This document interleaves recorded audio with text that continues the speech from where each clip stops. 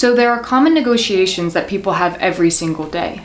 And despite having them every single day, we have not navigated how to win them. Every day, we lose the same old negotiations over and over.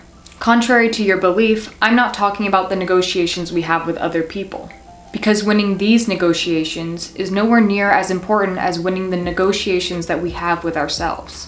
Learning to win the negotiations that you have with yourself every single day will drastically change your life and how quickly you can achieve your goals. So let me show you how you can actually start to win them and how you can get that one step closer to achieving your dream life. Every waking minute, we negotiate with ourselves. The most common example that I can think of is working out. Every time we're about to work out, even though we made a plan to do it, we somehow find a way to turn this supposed plan into a negotiation about whether or not to actually work out. A promised word to ourselves becomes something that is up for debate now. In most cases, as soon as the negotiation starts, we've dug ourselves into a hole and we're most likely to lose this negotiation. We end up not working out. Now think about all of the other things that you waste your time negotiating.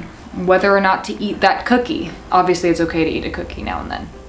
It's okay to eat as many cookies as you want. It's just an example.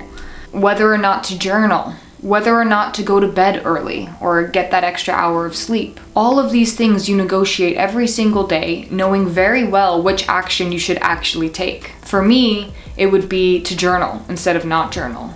Or it would be to put down my phone and get an extra half an hour of sleep rather than meaninglessly scrolling. So the question is, how can we start to win these negotiations? How can we gain the willpower to just work out or just do whatever activity you're trying to do when your mind is jabbering on about how you shouldn't do it? Well, let's get right to it. One of the first steps to winning your own mental battles is to realize the true impact of succumbing to your mental negotiations, because the consequences are actually very vast. So what are the consequences of letting your mental negotiations constantly win? When your friend breaks a word, you start to lose trust and faith in them.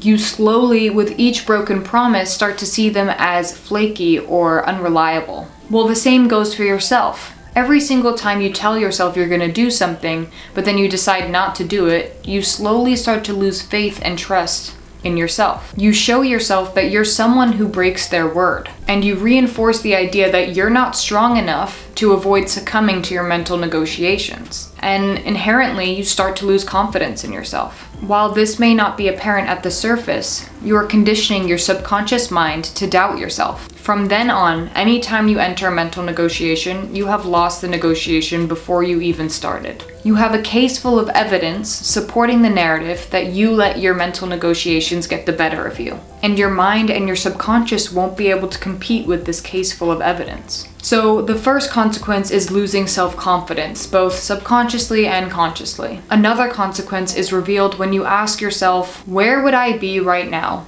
if I actually committed to my word and did what I said I was going to do? What would my life look like? Every time you break your word with yourself, you lose an opportunity, an experience, and a chance to prove to yourself that you are able to do the task at hand. If those consequences don't motivate you to cut the mental negotiation and just do the task at hand, that is entirely okay, and I have one extra tip to get you motivated. Think about it like this. The issue with mental negotiation is that we have become better at the skill of formulating a convincing excuse than we have at the skill of silencing our mental negotiation. So view it just like that.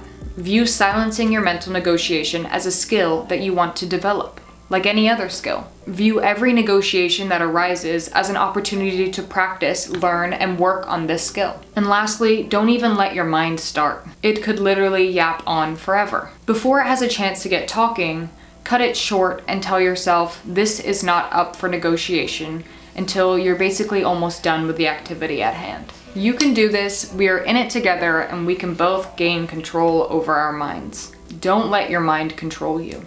As per always, if you need to modify any of this advice, please do so. There is no shame in modification. You are doing something that you can do, and that in itself should be something that you are proud of, and that is something that should be praised. I hope this helped you and that you're able to find a takeaway given the life you live and the conditions that you face. As always, I'll catch you on the flippity flop. Bye. Peace.